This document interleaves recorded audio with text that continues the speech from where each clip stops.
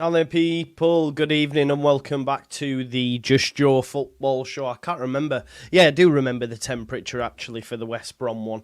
It was relaxed. It always is relaxed, the final word, but probably wasn't as buoyant and as smiley faces as we've got tonight because Leeds United won a game of football. Results even, I know it's mad talking about this now, but some of the early pace setters, Burnley, etc., they lost today and Sheffield United drew again and we're sitting in the top six still, I think, and we've had, by our standards, a pretty poor start. But what a performance it was yesterday. Tonight we're going to be focusing on that. We'll have a chat about Farke, we'll have a chat about the tactics, we'll have a chat about certain personnel that really stood out, and we'll also talk on some transfers towards the end as well, because we're expecting an official announcement for Solomon tomorrow, and then there's been some other sporadic links as well. More work to be done, of course. We can't rest on our laurels. Leeds need to improve. We can improve on yesterday's performance even, so we just got to keep going and hopefully we can, I'd said before, Paul, this game that these next 7 days are a real key period for Leeds United in terms of how this season could end up being. We had the Wednesday game, you got 7 days left of the window, and then you've got the Hull game before the international break, and you're thinking this 7 days is key. What a way to start it last night, and how are you feeling after the game, and also how these next couple of days are going to go up to next Friday? I mean, I think from a mental position as a Leeds United fan, I'm in a much better position than what I was after the West Brom game, 100%.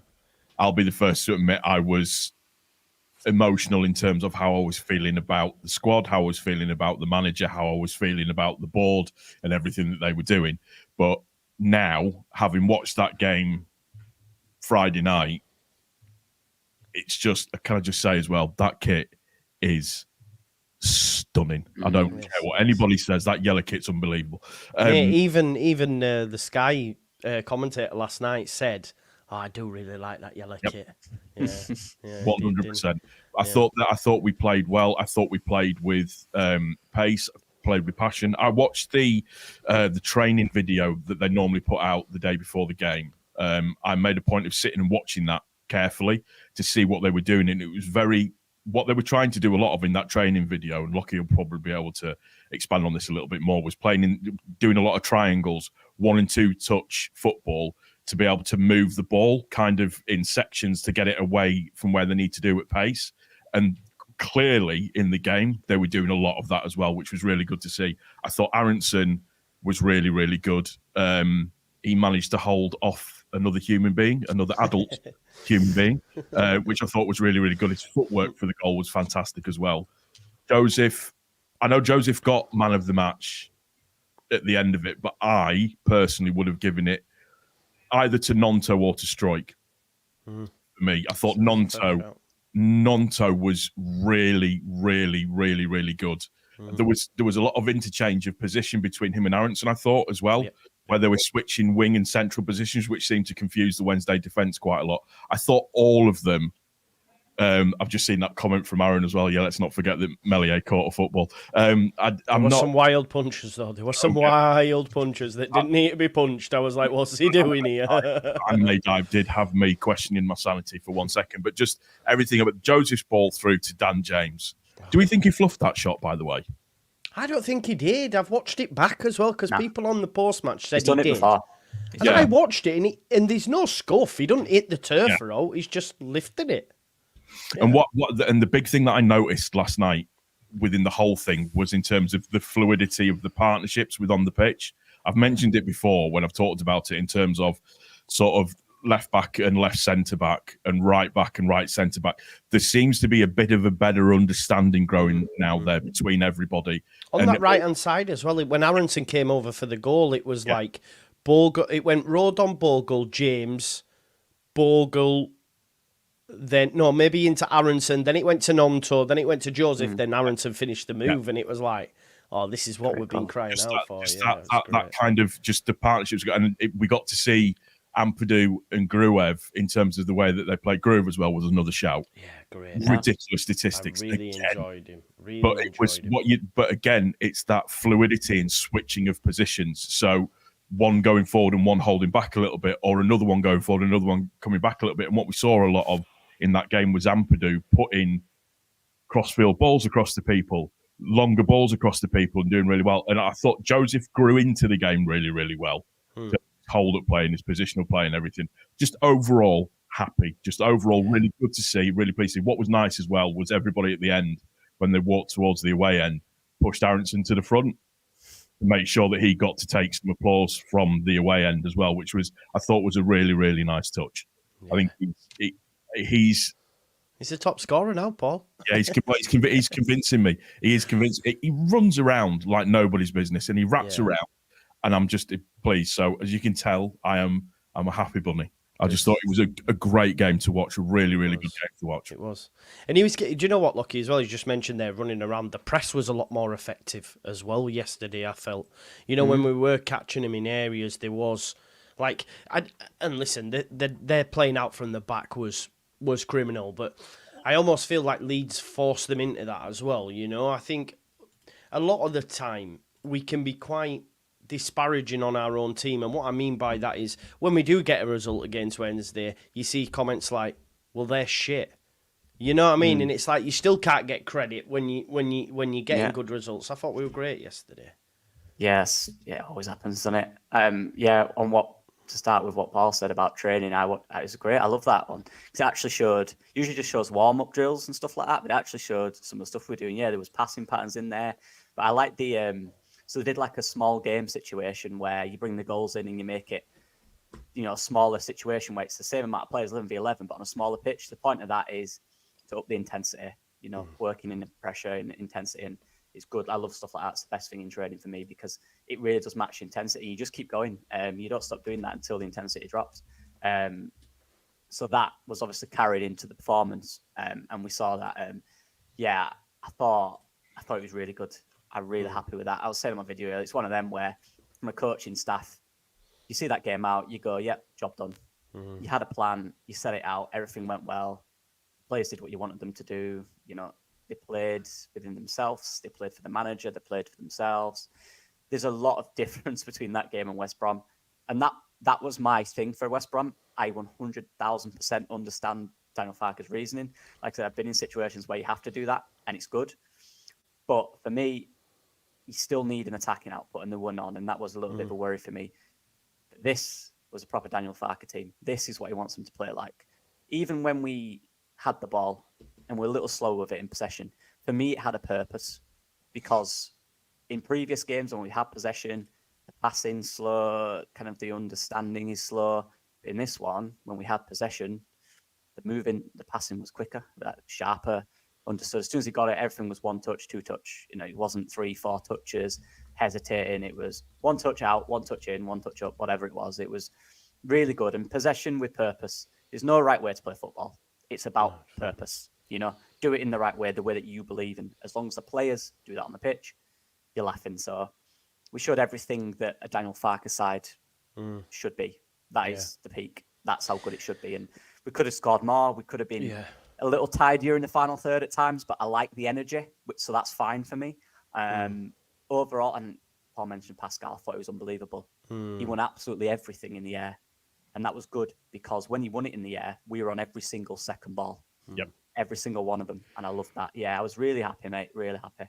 Do you know what as well? And I feel like when I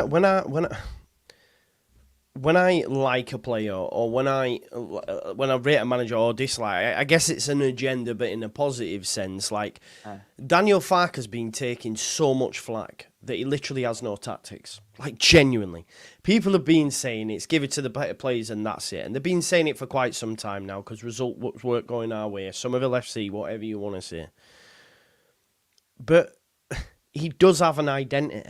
He does have a plan. Like, you can't win. I hate this thing. Oh, well, he had Buendia, he had thing, he had this.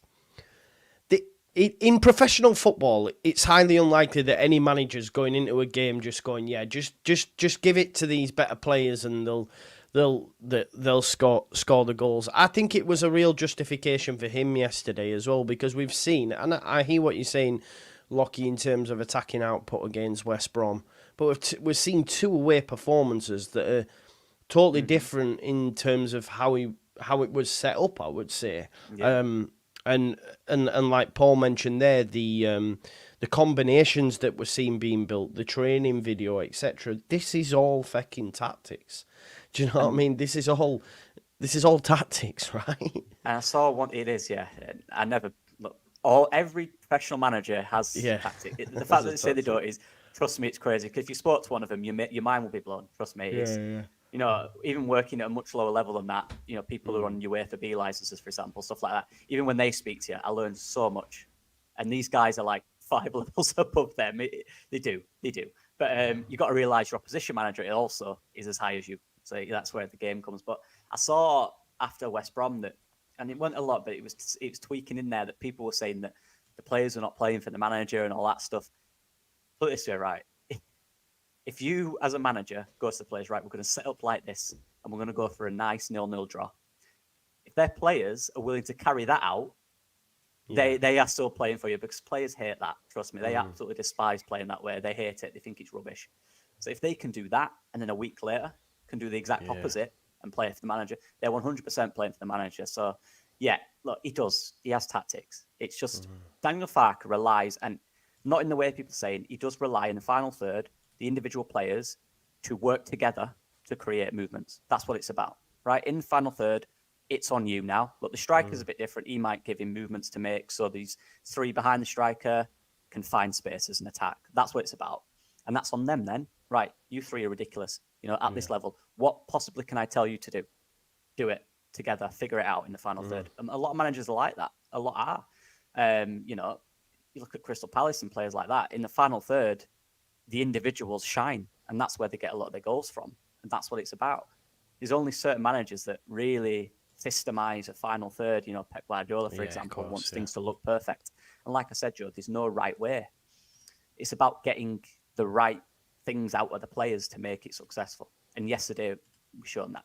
And like you said, it was a bit wild at times. It was a bit messy. But the fact we were still doing that, we were still attacking, we were still making them runs, it just felt really good to me. Defensively, we were really solid. We covered well. I want to mention Jayden Bogle as well. I'm sure we'll get into him. But yeah, I got him put on his backside once, and after that, he back-pocketed that guy. Back-pocketed him. You know, I've been a fullback, I've been a winger. The fullback won that one, trust me. He beat him. He'll tell him, look, I put you in your backside. He'll tell him that, you know. But after that, he'll go, I'll put you in your back pocket, mate. So it's fine. Yeah. I did feel like thing is crazy. Yeah, I thought we took their soul, I think, by the end of the first half massively in terms of how we were literally just passing it. They just couldn't do anything. Every time they tried to get it out, we were there. I mean, at one point, I think for a good 5 minutes in the first half, our 2 centre backs were literally stood their side of the centre circle constantly, and we were sweeping up the second ball so well in the first half, which was really, really good to see. Just that aggression to get to the second ball was just brilliant, absolutely brilliant. And I think you bang on with what you were saying on Bogle as well. There was that, I think it was Masaba in the first half, did look like he was beating him a few times, and then, like you say, he grew into it. And again, Paul, I said exactly the same to you in terms of Joseph. He's coming up against the Orfa, who's an absolute mountain, let's be honest. Physically, there's not that many that can compare to him in the division for how just big it is. And Bernard on the other side, by the way. Both centre-backs were mountains. And Orfa's been around for a long time. And this, you know, even at half-time, there were question marks over Joseph, and I'm going, I don't know what you're watching. Like, he's doing the right things. Look, we need a goal to drop for him, because now, in actual fact, if we're being hypercritical, a couple of chances have dropped to him, and he's lashed them with so much pace and power that it's gone over, and he needs to just... one last night. Yeah, and we saw the same against Portsmouth, right? You know, a similar sort of... And he just lashing it, so he just needs to take the sting out of it a little bit, and I think maybe it's just wanting to make sure, but there's 2 players, for example, that have come into the side this season and are growing with the team. And, by the end of it, they totally won their duels, right? They'd won the battle. His Joseph's interview at the end of the match was very, very, very, very good, very mature in terms of what he was saying, because you could clearly tell that he was annoyed that he hadn't put that put the finish away. And it was, I will always do everything for the team, but I've got to do my bit as well, and the goals will come. It was good. It was really, really good to see that. And I just thought his overall control, his hold up of the ball in the second half was good. His backing into the centre back and being able to hold the ball up and bring players on was very, very, very good. I didn't know he had that in his game.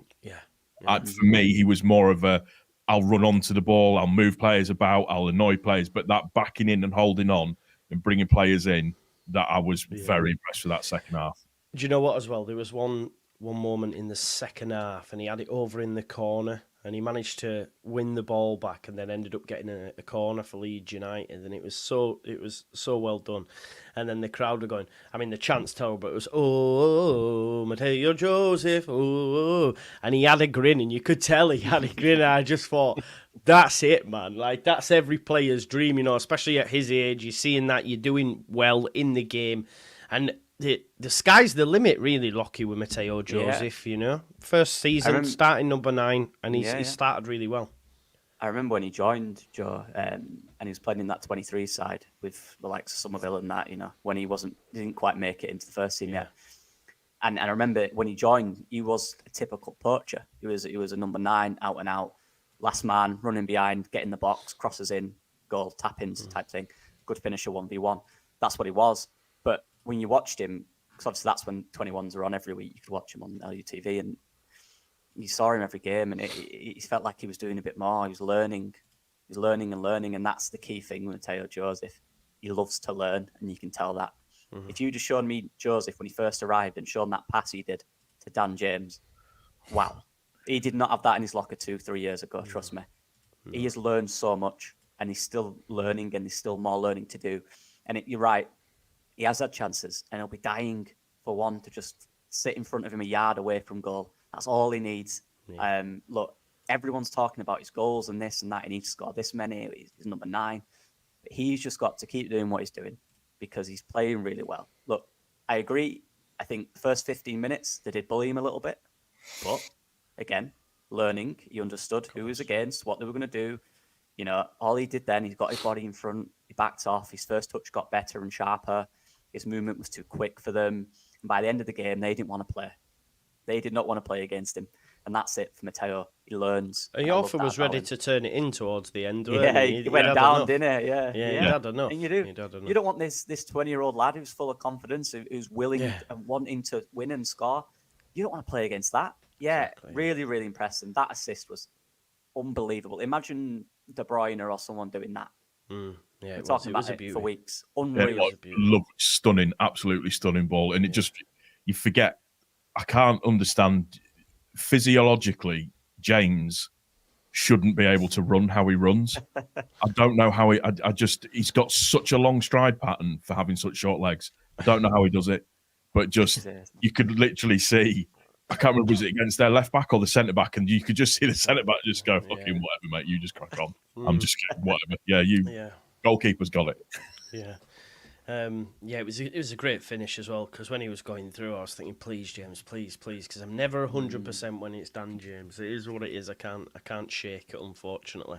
Brendan Aaronson, let's just have a little chat on him, because obviously he's got two goals in 3 games now, having only started one, really, as well. So this was his first start. Lockie, is the redemption arc on now? Is it done? Are we going to see more? And is it the end of Pirot for you? I think the fans' reaction shows that the redemption arc is fully on board. I liked his performance. The thing Aaronson still needs to do, and this will take time, is the energy he's got, which is a joke. He just needs to channel it for longer periods a little more.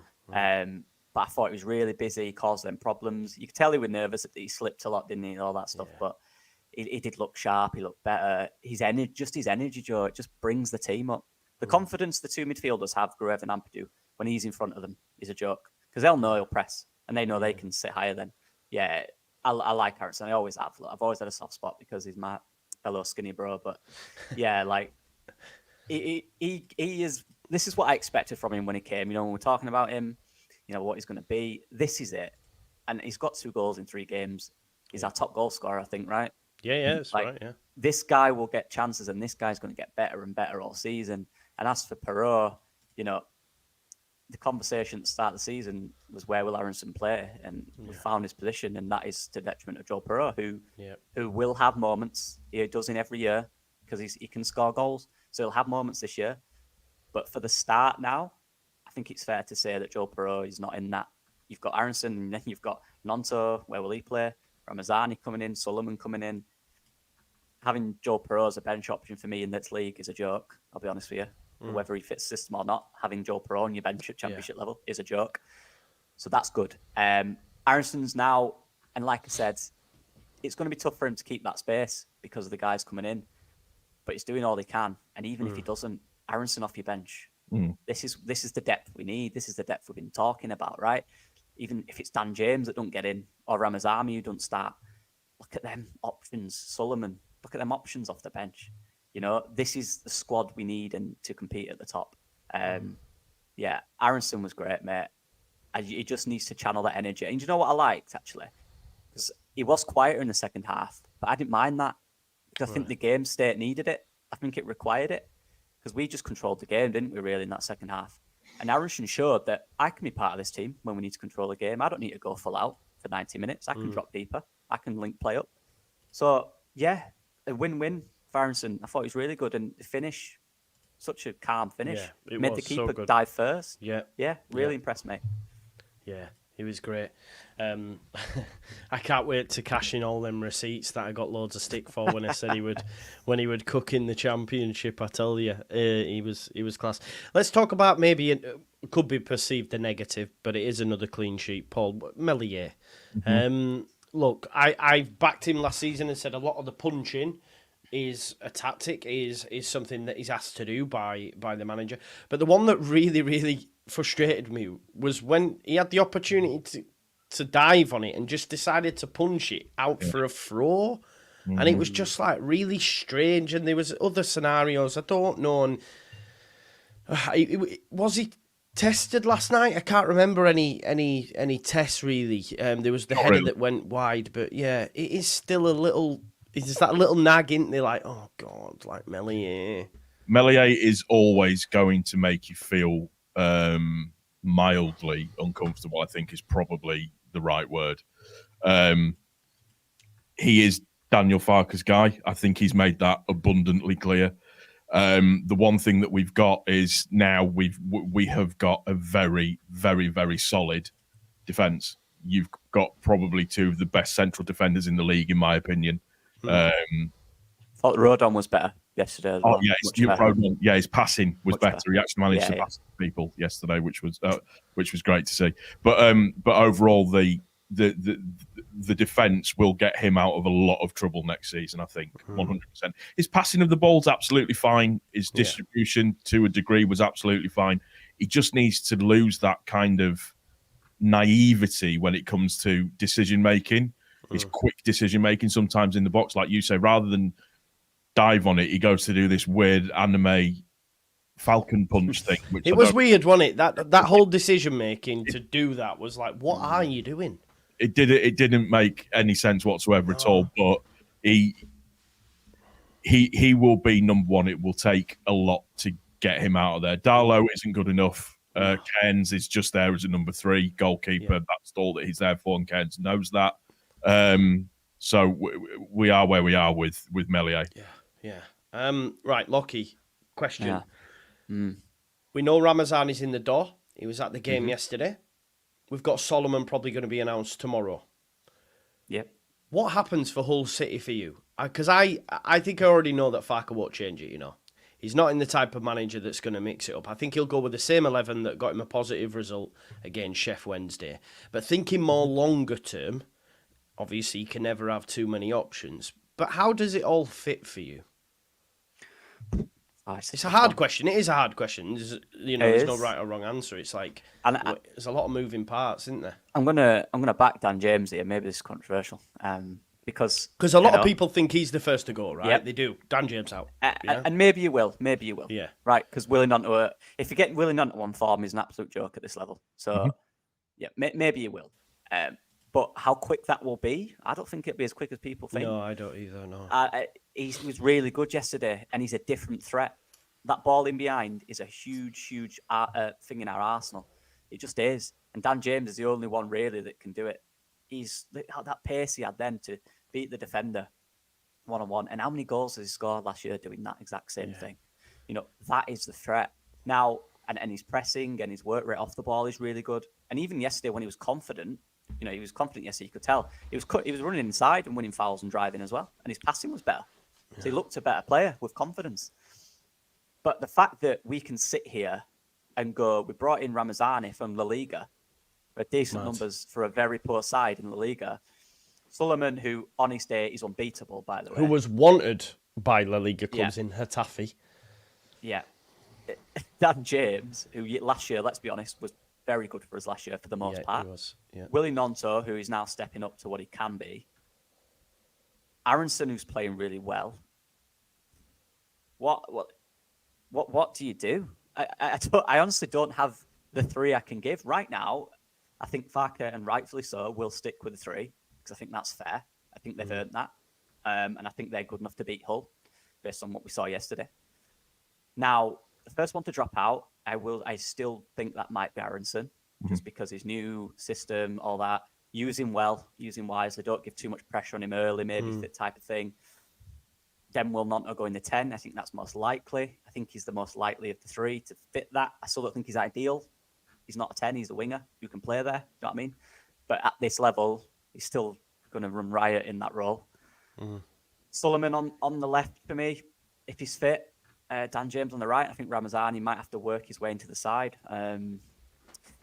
But again, you could easily see Ramazani and Solomon on the bench. You could easily see Ramazani on one side, Solomon on the other, Nonto in the 10 and Dan James on the bench.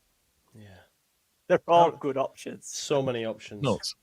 We know what Farker's like, though. Farker isn't one for changing somebody just based off of a name that might be coming in. Farker has always been, you have to work your way into this squad. You have to start doing the right stuff, and then we talk about putting you into the pitch. But that's so true, Paul. It's so true. And that's the thing that builds, like Aaronson. Even if Aaronson drops out, I don't think he'll take that as a kick in the nuts. He'll take that as motivation. Because he strikes me as, I know obviously with stuff that he said, I'm moving from my career, going to Germany and stuff, but he strikes me as the type of person that he's got that kind of belief in himself to do better kind of thing and push himself back in. And if you look at Aaronson's seasons, there's never been a season where he's been on it fully for the full season. He's always had ins and outs. Maybe because of the amount of energy he exerts, maybe it is a burnout, halfway through a season. Like last year, I think he was all right at the start, and then he had a really bad middle. Poor Jesse beasted him at our place. Yeah. I mean, he played him every single fucking minute. You could tell, you could see his face, couldn't you? He looked done. He looked knackered. He was done. So maybe it's a good reason to have him there, and if he needs to play 10 games, fine, but then you can leave him on the bench for 3 or 4. That's fine. I think he'll be all right with that. I think also as well, what you're going to find now, just going to the Perot subject, is you'll find that Perot and Joseph are going to be the main ones up top. Bamford's going to not struggle to get back into the team, but I think he's not even going to be fit for Hull, though, is he, mate? He's not. He's not. His injury record is ridiculous now, and he just keeps failing. So for me, it's going to be Perot and Joseph that are going to be the quote unquote number 9s moving forward. I would have thought, possibly. Yeah. And listen, I hope Perot can have an impact off. Can have an impact off the bench, but listen, we'll get into Solomon next. Actually, we'll have a little chat about Solomon because there's been some takes online about him not being that good and stuff, which I think are way wide of the mark for me. But before we do that, let's get some super chats in that have come in on the topics we have discussed. Kilgallen says, "What a brilliant weekend of football." Graham Barwick says, "John, the money there, buddy, 100%. Of course, that he has a plan. It's totally disingenuous to say he doesn't." I agree, mate. LUFC Unleashed says he stemmed the bleeding at West Brom and played how he wants to play against Wednesday. Got players coming in. Things look better now than it did last week. It's crazy how different it looks and how different I feel. I can't lie. Farker's first touch says, "May sound cocky, but with addition of Man and Solomon from Spurs, Burnley losing their top players like we have, there is no reason Leeds don't go up and romp this." We've been saying it, man. We've been saying it. JT Live says Max Aaronson has been pictured at 4 Parks. You've done my head in today with that, son. You've done my notifications were going wild, by the way. Absolutely wild. And I've muted a lot of it, so it's probably, it's done my head in. Can we discuss chair from QPR? Mate, I think this chair link's come from Slow Sports Speak, and it's then been picked up by a QPR account. I'm not convinced it's genuine. I would also say as well, and I'll get your folks' opinion on this, I don't think Leeds go for a 10 now. Because they have Brendan, they have Nonto, Solomon's played there previously. You've also then got James, you've got Ramazani, you've got all these options, and Pirro as a last resort. Like, I don't think they go for a 10 now. I don't know what you think. I agree. Farker said he wanted 2 attackers, didn't he? Solomon and Ramazani would be them 2. I'm fine with that as long as we get an 8. We still badly need the 8 and a left back, and I think that could be our lot, right? Maybe a centre back as well, depending on what happens with Wilbur, obviously. But of course, yeah. Max Aaronson. That attack is Max Aaronson. That attack is a joke. Yeah. Adding another 10 in there, I think it'd ruin the balance. Yeah, it's too much, isn't it? Yeah, I think so. Yeah, I don't think you need it. What about you, Paul? Or would you still like one? I mean, we'd all like one, I think. Of course we would. Yeah. I think the thing that we've got is you've got Nonto that can play there. You've got Aaronson that can play there. You've got Rothwell that can play there to a degree. True. So we've got 3 people that can fill in that role as well as cover other positions. And Pirro as well, right? Like to an extent, but Farker wouldn't be worried about playing him there, even though we don't agree. He still could play him there if worse comes to worse. If he played like the Pirro that played at Norwich that night in the number 10 position, where he just absolutely took the piss, then but it's just too inconsistent for me for that. But no, I don't think we need another number 10. We need another number 8, and we need the left back. If we've got the left back, then we're covered. We're good. Yeah. Also, as well, a little one here. He didn't do it a lot, but Ramazani can play up top. He has played there a little bit, so that might be an option as well. If Joseph isn't on form, on he's come out of the team for a bit, Yeah. So I don't think we get a 10. That's where my head's at this moment in time, and maybe you're right in saying, Lockie, that the 2 attackers are Ramazani and Mana Solomon. Let's talk about Mana Solomon then, because there's been, and let's just focus on the football. But no, it's true that I do just want to focus on the football. Twitter has been a dumpster fire today. It's been ridiculous. I'm not educated enough to even speak on it either, really. But I just want to focus on the footballer, Mana Solomon. I think the thing is for me on Solomon. You've got a player there that went to Shakhtar Donetsk, did really well there. Obviously competed in the Champions League. Seeing him get a loan to the Premier League, it's clear he's wanted to play in England. That's clearly been a lifetime ambition of his because, as I say, even when leaving Spurs, he could have gone to Spain, but he's decided he wants to stay in England and therefore drop down to the Championship for a loan. So he's done well at Shakhtar. He then went on loan to Fulham. He did well in parts there. Then, for anyone who thinks he's not good, if that was the case, then when he's gone back to Shakhtar Donetsk and he's available on a free, explain to me why Spurs wanted to then buy him, who are a top 6 side. So then Spurs have picked him up. He has had a shed loads of injuries, and he had injuries at Fulham as well. So that is a concern. But you're getting a player that's played in the Champions League, has scored goals in the Premier League for Fulham and for Spurs, coming down to the Championship. Now, think of Somerville's impact in the Championship last season. Mana Solomon is coming to the Championship at already a higher footing than what Somerville came to the Championship in, if that makes sense. Yeah. No one expected what Somerville gave us, whereas Mana Solomon's already done it in the Champions League. He's already done it in the Premier League, and now he's dropping down. He's dropping down to the Championship. And for me, there's a lot of talk about, Matt, to be fair, Spurs fan and the Fulham fan, both said he does a lot of the same things and can therefore sometimes be found out. But we're talking about the Championship. I was saying before we came on live to these folks, Somerville did the same fucking thing week in, week out and still managed to find the bottom corner with his shot. And they couldn't stop it. So I think in this division, if we take out the injury concerns and we just look at him, the player, I think he rips it up. I think he rips it up. I'll go look quickly on Ramazan. Like I don't know too much about. I've not seen him that much. It's upon what people have said and a little bit I've seen. So I'm not sure what to expect from him. And I'm assuming it will be very good things, but I don't actually know. Solomon, I'll be bold here, and I could be wrong. And look, I'll be on in a few weeks. If I'm wrong, I'm wrong. Or a few months, but I think he could be the best winger in the league if he's fit with Nonto. I don't, and I'll be honest, I don't think that's.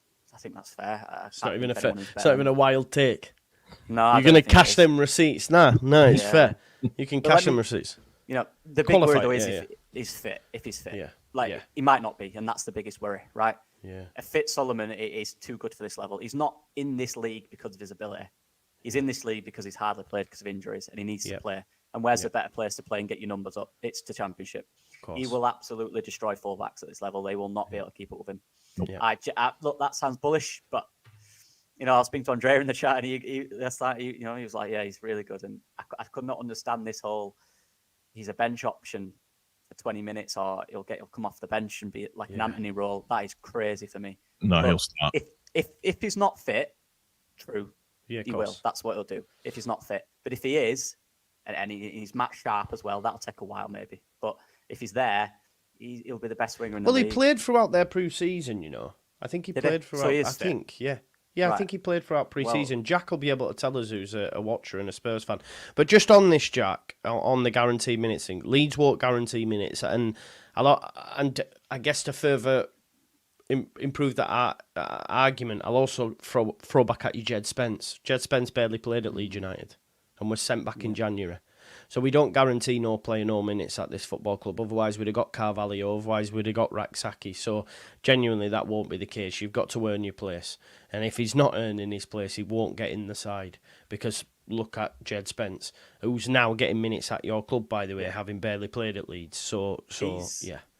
Solomon's coming here to play. He's coming here to tear the league up. Of course, yeah. That's why he's come down to the Championship, because they want him to play. They want him to regain his confidence. And I genuinely believe if he's fit for 30, look, Andrea will bring me up here, back me up here. If he's fit for 30, 35 games of the season, his numbers will be similar to the top players in our league last year. I genuinely believe that. I think he's that good.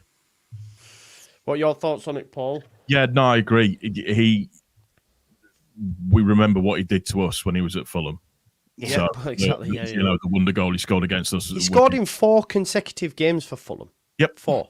Yep. He will absolutely tear this league apart. If I know we don't want to talk about it, if he remains fit and consistent, he will tear the league apart. If he plays to the potential that we know that he's got, and just with regards to Ramazani, the rumor is that he is quicker than Dan James in a foot race. So if that's the case, Jesus Christ, we're going to have some fast wingers and some fast attackers. So yeah, for me, Solomon, it's a no-brainer when it gets announced. It's good for us. It puts us in a very, very strong position, and it changes our whole mood.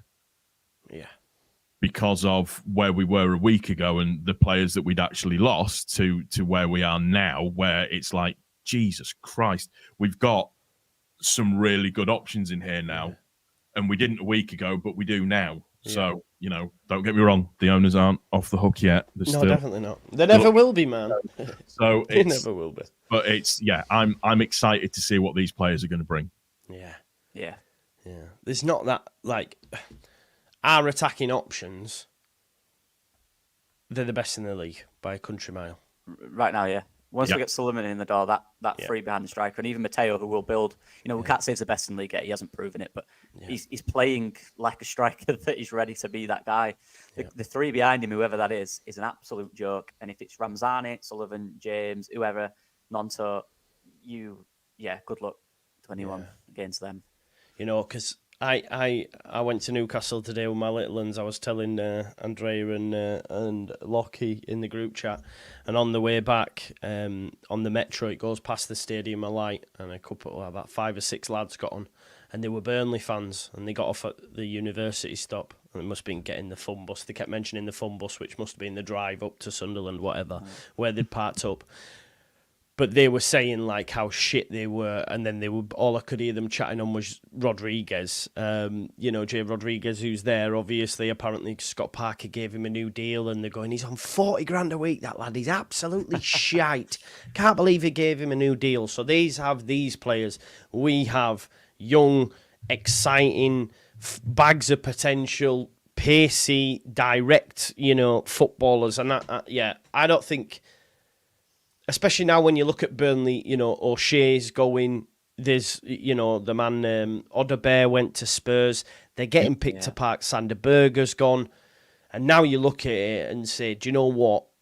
Yeah, the last few weeks since the Bogle signing have been brutal as a fan. They have been brutal as a fan, and we were right to panic. But now, after a win, after a player in the door, maybe one tomorrow, you're going, do you know what, actually, we're set up. We're set up really, really nice. And, we're in the top 6, Paul, and we've not even got started. I know, that's the thing. I was looking at that today, and I just thought, what are we all bitching about, really, to be honest with you? I mean, listen, everybody is entitled to their opinion. We were right to do it, though. I'll never say I wasn't right. Yeah, of course we were.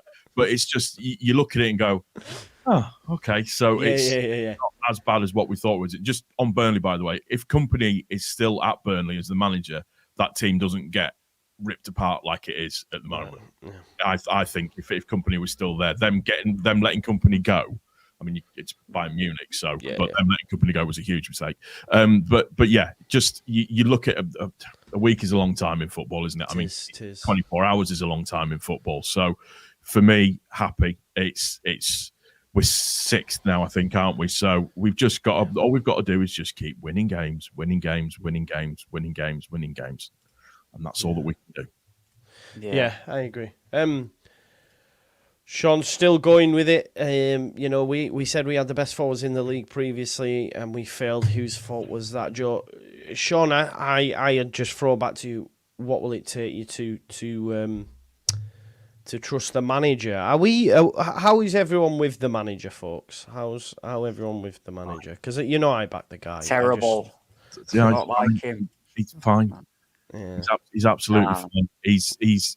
We know that this is the season that he needs to prove it 100%. If it's going shit, he'll be looked at around about Christmas time, which I don't think it will be. But he knows this league. He's won this league twice. Not going to mention the number of points that he got last year. I will. The last three seasons he's completed, he's got over 90 points. 2 at Norwich and 1 at our place, and probably will repeat it this time. Well, Friday's win was the 100th win for him in the Championship as well. Wow. So. Okay. Yeah. There you go. I get it. I do. But at the end of the day, I don't care. I like him. I always have liked him. I like the way he comes across. I still think the situation he dealt with when he arrived at this club, the fact that I remember we were saying and this summer as well, Lockie. Even this summer. It started last year. We were saying on these shows, weren't we? He's the one keeping us together at the moment. Yeah. Because everything else was bad, and he came out and the stuff he said, and we loved him because of that, and it really brought us together. And this summer as well, it's not been as straightforward as we thought. No. But he's still been there. He's been honest what he's saying to me, from as honest as he can be. You can't say too much, but he said what he needs. But also having our back in terms of like throwing shots back at the board as well, though. Do you know what I mean? Yeah. He's not just been a mouthpiece for the Niners. He's also sent shots as well, It's defended them, but then said, I need this, and I need this, and I need this. And that's what I like. I just like him. I'd love to have a conversation with Daniel Farke. I just like him as a person as well. And that's important because the players will love him. I get the vibe that he's very strong. He's very hard on certain players because he wants them players to really express themselves. And you need that. It's good when you have a lot of young lads. It's good to have a man manager in there. It is really good. You don't want someone that's really cold, because young lads these days, it might be different when 20 years ago, but these days they need an arm around the shoulder. They need a bit of comfort, and he's that guy. I really like Daniel Farke. I do. And like you said, people mention points, whatever. At the end of the day, look, 26 wins. Say something about that. If a team wins that many games in a year, when we lose 9 or 10, something like that, it went up in the last few weeks, didn't it? But we're not far off being excellent, and yesterday showed that against 100%. Another good manager, who people 100%. Yeah, and don't forget. I know we talked about it a lot, but let's not forget. Last season was an absolute freak of a season. freak Crazy. freak of a season that happened. Any other season we go up as champions. It's that simple. It wouldn't surprise me that if we were to win it this season and win the whole lot and go up, we do it on less points. Yeah, it's a fair shout. Genuinely, it's a fair shout. Boss Nass, I have to bring up his comment. He says, been looking at a squad next week reflective of sensible and ambitious ownership. I wish I had, honestly, mate, I wish I could have been as calm, and I hope you're right. And look, at the minute, it's looking like it's going to be a very positive end to the window. And I'll be pulling out that 49ers hat that I picked up today. I've kept it in the packaging, bro. I didn't want to open it just in case it don't come in, so I can send it you back, bro. But it's still in the packaging, so we will be there. And I think that's a good comment as well. He is a safe pair of hands, right? He's a safe pair of hands in this division. He's the right, for me anyway. Look, let's talk about the future when that arrives. But right now, for what we need to want to get out of the division, situation we're in behind the scenes, he's good at both. He's good at getting promoted, and he's good at dealing with situations behind the scenes. He's proven that, and he's done it. And the board trusting him to do that, and he trusting himself. His staff trusting him. The players trusting him. It's like it's been said, he's the right guy for this situation we're in. And if you're one of them, trust me, if people want him out and all this stuff, I'm not convinced there's brighter on the other side, because there's a lot of behind the scenes stuff that go on in football clubs. And, you look at Scott Park, for example, how quick he fell out at Bournemouth in the Prem. How quick that was. It was 4 or 5 games. He was blaming the players for everything, and he'd fallen out with them. That don't happen here because they respect Daniel Farke. One might fall out with him. He gets took away from the squad, and he comes back when he's better. Look at him and Nonto now. They're hugging, they're smiling at each other. That's dealt with. So, he's a good man, really good man manager. Yeah, the grass isn't always greener, Jack. That's it. That's what I was looking for. That's a great point. I mean, like even in the Premier League, like when you mentioned Parker, I remember Lopetegui at Wolves saying, "I need new players. We're going to go down," and then Gary O'Neill came in and shot him up the league. And then Gary O'Neill's talking on Monday Night Football, and we're all going, "Oh my God, this guy is quality." You know what I mean? So it's right, and I'm really excited for the week ahead. And then obviously next Saturday we play Hull, and then it's the international break, isn't it? Then we've got like 10 days with no football. To be honest, Paul, I don't know about you, but I'll be looking forward to it personally, mate. If I'm honest, I'll be enjoying a break. As long as it's superseded by a win by us. Yeah, true. Obviously, I'll be happy with that. But I think just that little bit of time for us to just regroup as a team, just with the new players, and get everybody in, get everybody sort of singing all off the same hymn sheet and everything. Then I'm happy with that. Just just keep it going. We're growing in momentum. We just need to get going. Yeah, and just like I think international break. Oh, really? I need it for a break, bro. Yeah, I don't. You need it. You're looking at 3 videos today, mate. I don't blame you. I don't know. It'll only last 2 days, and then I'll be like, I've got no to talk about. Something needs to happen. We're getting a message from you and Andre. Do you want to do a stream at half 10? Yeah. Do you know what, though? I don't know what the points return was after Game 3 last season. Was it 1? Yep. 1 point? Cardiff, Birmingham, or maybe 2 points? Might have been Cardiff, lost to Birmingham, draw West Brom. Yeah. Yes. So we had 2 points. We said we needed a better August. We're sat now on 5 points, so it's already better. If we did bookend this transfer window, shutting, with another win, that's 8 points. We asked for a bit of August, we'll have got it, and then some. Do you know what I mean? So that's another positive as well. I'm convinced, Joe, that we will go on a similar run to last year at some point this season. Yeah. And it's just about... The clean sheet run's already started, bro. The clean sheet run's already started. We're already on it. We're already on it, and it's going to go right till the end of May or whatever. So, No, but I think we will. Daniel Farke seems in this league, let me just clarify, always do go on those type of runs at least once a season. Yeah, they go on these 10, 15 games unbeaten. It's just about damage before that run starts, which is all right at the moment. And then the latter ends, do the players have the mentality to deal with the pressure and deal with the situation? Because if we're near the top again, maybe we're in the top 2 before the last 4 or 5, 6 games. That's a different pressure then, isn't it? We saw it on the Bielsa in the first season. We didn't quite have it, but the second season we did. So hopefully hopefully we've got it. Yeah, I agree. Right, let's finish up. Paul, what do we see happen this week? And that includes up to, we got 7 days left. 31st is the end of August. So the window shuts on the Friday. We play Hull on the Saturday.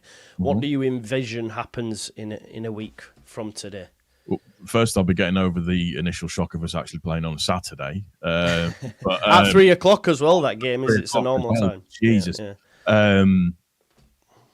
I think Solomon gets announced tomorrow. I think that's going to happen. That's done. He was in doing his medical today, I think, from all the reports online and everything. I think we get another 1 or 2 in before the close of the window. I think that we're probably going to get a more than likely a number 8 in, I think. And then I think we beat Hull before the international break. I think the confidence, you could see the confidence is there with the guys. So we might be playing Liam Cooper as well, by the way. He's rocking up at Hull, isn't he? Yeah, no, fair play to him. Do you know what I mean? I know a lot of people have their issues with Liam Cooper, but 10 years he's given to the club. He was instrumental in us going up that season. Just, I've love and respect for him, and particularly what he's done behind the scenes as well. Never complained, never bitched, got on with it. You know, was the first one to come into the changing rooms when we got relegated to say, if you don't want to be here, disappear. I don't want you here. So, yeah, fair play to him if that does happen. Yeah. I've had a couple of messages off the lads at Hull and back from the White Rose Rivals, and they're not happy because not because of Cooper, but obviously Cooper, he's on record when he was a youngster saying he's a Hull City fan. And then when he joined Leeds, because Hull released him, they were in the Prem when he was at Hull, and he got loaned out, and then he went to Chesterfield and ended up going permanently to Chesterfield. Then when he came to Leeds, he said, I was the black sheep of the family. All my family's Hull, but I was Leeds. So the relationship ain't that great with Liam Cooper, so they were like, we don't want the rat. Now, I'm only relaying on what they said, so we'll wait and see. I was just winding him up, saying, yeah, he's always Leeds, that's why, and all that. But, yeah, maybe he won't be so hotly received at their end. But listen, as we know, football's fickle. We're all singing Brendan's non-toes things, so they reckon he's 5th choice or whatever, but I don't see them signing him if he's 5th choice. It'd be bloody pointless, wouldn't it? But, Lockie, same question for you. How does this week go, mate? What day is it now? It's Saturday. Yeah, Saturday. It's Saturday, isn't it? Yeah. Yeah, so, Solomon, honestly. Solomon, because we played on Friday, so my brain was a bit of fried. Course, yeah. No. Solomon tomorrow, hopefully. I reckon Monday night we'll hear of another potential medical. Maybe Tuesday evening we might get another sign-in. And then we've got, 3 or 4 days to get one more in. I've still got a feeling Woba might leave. I was just going to ask you, both actually.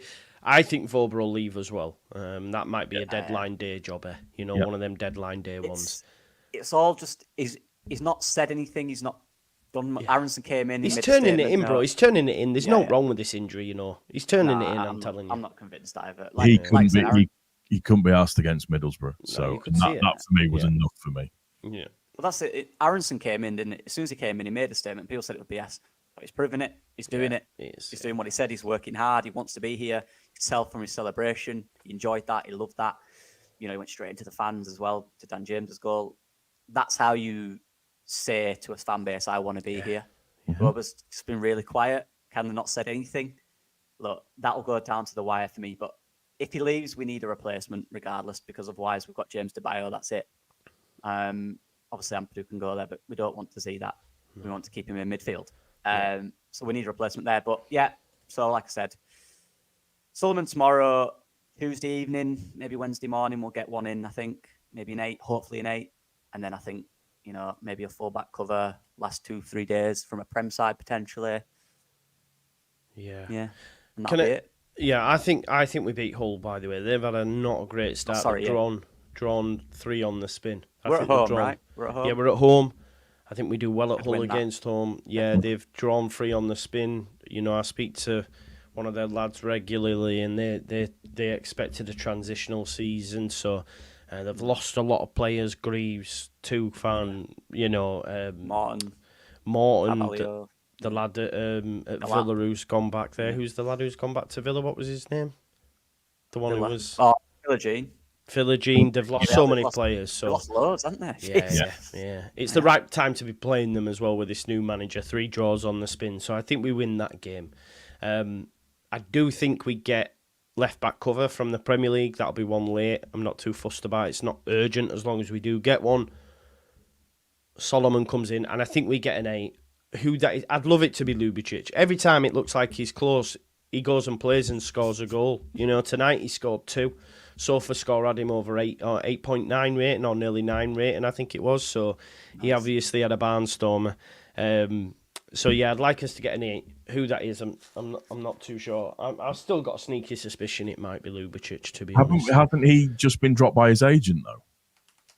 Has he, or is he changing them potentially? Yeah, his agent's just dropped him because his agent was really trying to get him to go into Leeds. Okay. And because it's fallen through, his agent's just gone, I can't deal with you anymore. And moved him away. Also, apparently, I don't know how true it is. It's crap that you read online and stuff. So whether or not that's right, we'll just have to wait and see. If you think about it, if you haven't got an agent currently, that might be easier to get him because it's down to him then. You can just say, true. So, That's true. Here's the burning question, though, and I hate to finish on a negative. go on. Do we keep Willie Gnonto? Because if he goes, that also smacks of a deadline day jobby, that. Yeah. You get an offer you can't refuse. I mean, look at Everton's start to the season. And people say Everton, they're going down, but it's Premier League and it's big money and it's Palace as well, Joe. Palace as well. So do we worry about that? I'm worried about it, and I will be until 12 and midnight, whenever it is. Even the hour extension you get. I'm worried till then. Yeah. That's when Sinistera went, wasn't it? He could, but I don't know. I've just got to just stay for this season. I think. You know what I mean? Yeah, really excel his career. Yeah, I think Farke has maybe had a little word in his ear to say to him, "You are one of my main guys this season, and I really want you to be the talisman for this team to a certain degree." And he looked like a different player on Friday night as well. He looked. We need to get rid of this thing that he doesn't care and he don't want to be here. Well, you saw him after the game when he was a young man. See him dancing and up the tunnel, weren't he? And they tweeted it out. So he's a young man, mate. He strops a little bit. I used to. Of course, I did it all the time. Wingers do it. It's what they're like. They're asses. Yeah. I was 10 times worse than him. Right, it's fine. When you then need another attacker as well. By the way, if you lose Gnonto, you've got to replace him, and he's got to be top level. Somerville going for us, as bad and as negative it is as it is, releases Gnonto to do what we know he can do. Yeah. To me, Daniel Farke would have gone to him. This is his pitch, I'm assuming. Look, you are the main man on that left where you want to play. You have the league at your disposal now. You can get the numbers your mate's got. Look, if we're in the Premier League next year, you're with us. And if you do have the season you have, if we're not there, you'll get a move there, guaranteed. You know what I mean? I'm led to believe, well, I'm not led to believe, from what we've seen online, that he doesn't have a release clause. Yep. But there's still time to see about that, isn't there? The Santa Claus still there, man. They pop up, don't they? But they do, a week? It's a week to go. No one's activated it. I don't know. Yeah. I think he might. It's Palace and Wolves to me. And if Wolves get the lad from Burnley, that's then really Palace. Yeah. That can really afford him. We'll see, but there's a project from here. Palace will link with Clark, and Clark's gone to Ipswich now, hasn't he? Yeah. So there'll be one to watch, definitely. But it's one season, mate. He could destroy this league, get ridiculous numbers, and go wherever he wants next season. Yeah. Wherever he wants. True. It's true. But hey, Premier League money and all that. You never regardless of what position you're in. Honestly, it doesn't. To be honest, it doesn't fucking matter. As long as you get exposure in that Premier League, players will go. That's why players went to Sheffield United. That's why players went to Luton, etc. Because you've only to look at Ross Barkley. Ross Barkley went there. Now he's at Villa. You know what I mean? So the Premier League's just on a totally different level in terms of exposure and stuff. So I don't think he'd. Yeah, we'll have to wait and see anyway. But maybe I won't mind Everton dropping out this time. I think it might be their time. They've had a shocking start to the season, a really bad start. So maybe it might be their time. Do you guys, Joe, say we do lose him between now and the end? Do you think we get a replacement? I don't think. There won't be enough time. Do you think he stays? I hope he stays, bro. I don't know. I genuinely don't know. Last week I said yeah. Last night, I'm seeing him dancing in the tunnel. I'm thinking he stays, but we can't read. The facts are we can't read into it because I'm going to throw something back at you, Lockie, and I don't know if you've seen it. But Gio Rutter came on the pitch for Brighton, today as they beat Man United. At the end of the game, he went over to the Brighton fans and did the way, way, way. He then went down the tunnel and went, "Let's go." Into their thing. I was like, I thought that was just for us, Gio. Like, what are you doing? He's been there 2 minutes and he's already doing it. So it just showed you. I'm not saying Gio's a bad guy. I still love him and all that sort of stuff. But it just shows you, like, we can't read too much into Nonto dancing in the tunnel because he could go to Everton and dance in the tunnel. That's who he is. Yeah. Hopefully he stays, mate. But I'm sorry to upset you at the end of the stream there, bro. I think he stays. I don't think he goes. Let's hope so. Fingers crossed. Watch me be 100% wrong. Great stream. Really great stream and really good 24 hours for Leeds United, I think. Because like you say, the results have gone our way in the Championship today. Man United got beat late on for a Brighton. Yeah, it's good. Oh, also, I did do a poll, by the way, yesterday asking people if they were triple captain in Haaland. I talked myself into it, and he got a hat-trick against Ipswich. So I was absolutely buzzing. The notifications were coming through on my phone, and I was going, get in! I tell you what, welcome to the Premiership, Ipswich. Jesus Christ. I know, yeah. Right. Do you know what, though? Smodic scored, didn't he, against City? But they've had what a tough start in terms of Liverpool and thing. I think they'll do all right. I genuinely think they'll do all right. I just think them 2 games. City were just lethal for 9 minutes, weren't they? Just absolutely. We've been on the end of that, haven't we, many times? Yeah. Under Bielsa we have, as well. It's not for everybody winning at the City ground, though, is it? Do you know what I mean? Exactly, that's what I'm saying. With 10 men as well. Yeah. Sammy Schmodics, they called him a one-season wonder, people in this chat, by the way. He's already scored in the Champions, gone up to the Premier League and opened the scoring against Manchester City. So, yeah, top player. Not bad, that. Maybe we can go, if Ipswich go down and we get promoted, we can have a look at some of their lads. And Calvin will return. That's always going to be on the cards while he's... we're their feeder club, apparently. Yeah. Are we? Ipswich feeder club. Did you not see an Ipswich fan on X? No. Decided to say what did he say? It's official. We're now the feeder club for Leeds United because of them getting very good Davis and Jack Clark and Calvin Phillips. Not forgetting that Jack Clark's played for about 4 different clubs before going there. Yeah, Davis went to League One. From the Premier League, and Calvin Phillips went to Man City and West Ham before. So. Yeah.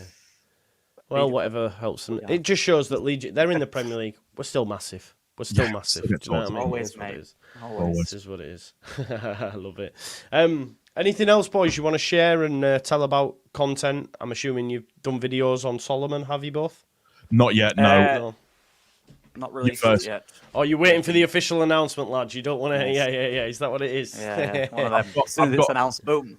I've got a review coming up for the match on Friday. I tend to let these wait a little bit. I would have done it tonight, but obviously coming on tonight with you guys, I'll put it off for another day. So it's fine. I like to do them on a Sunday sometimes. So yeah. Good stuff.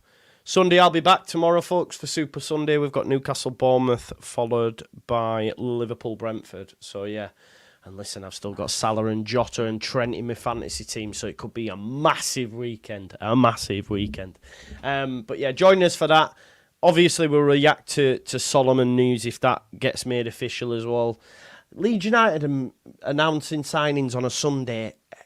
There's something about it makes me think it might go to Monday. And on Sunday night, we'll all be going, what's going on? It's been hijacked. Well, I was buying when I was getting the third kit on Friday. How is it in person? Is it nice? Nice, yeah, Is it's it really really nice? nice, mate. The fit's really, really good. I love the yellow kit, but it has that issue with it picking. What does the third kit feel like? Because the yellow one's got like a mad, much better quality. It feels Yeah.